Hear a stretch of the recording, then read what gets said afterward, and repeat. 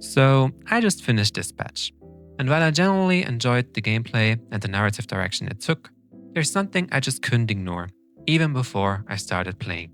Across social media, I kept running into many posts accusing the game and its developers of blatant queerbaiting.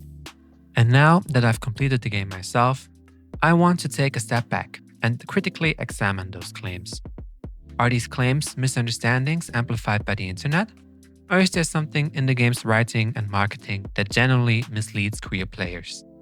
In this video, we're going to break down the arguments, look at the evidence, and figure out whether this patch really crossed the line or whether the conversation around it simply spiraled. For me, everything started in mid to late November, right after the final 2 episodes were released.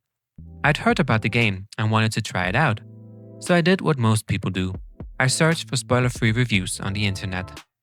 And that's when I stumbled across repeated claims that the developers were actively queerbaiting players into buying the game. As it turns out, this patch features 2 female romance options for the protagonist Robert, Blonde Blazer and Invisigal. But many fans were speculating long before the full release that the game might include queer romance routes as well. And the speculation didn't exactly come out of nowhere.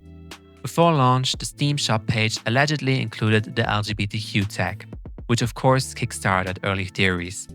Then, in the early episodes, the game included a few moments between Robert and other male characters that fans found suggestive. Scenes like the bathroom encounter with Royd in episode 2, or the locker room moment with Phenomenon in episode 4. All these fueled the idea that later episodes might introduce queer romance options.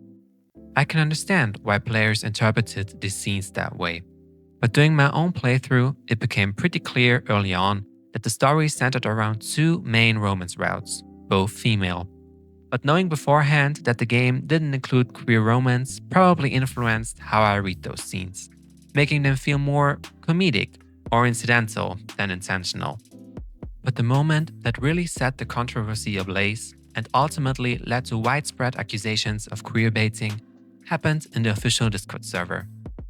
Someone asked the developers whether there would be any queer romance options in the upcoming episodes, specifically referring to episodes 3 through 8.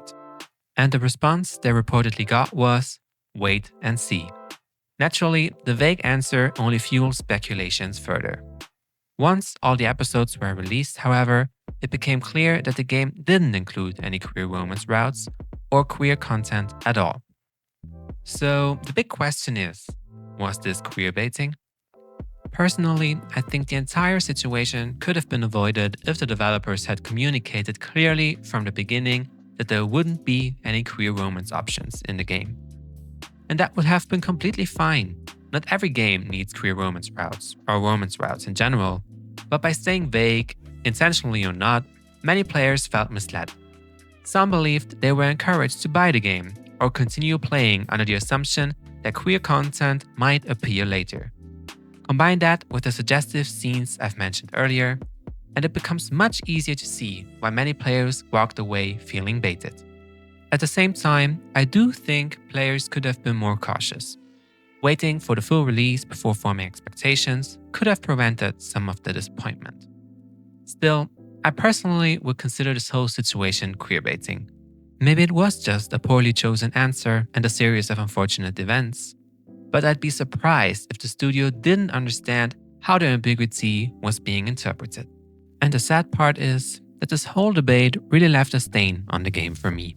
Because looking at the game on its own, without the controversy, this patch is actually phenomenal.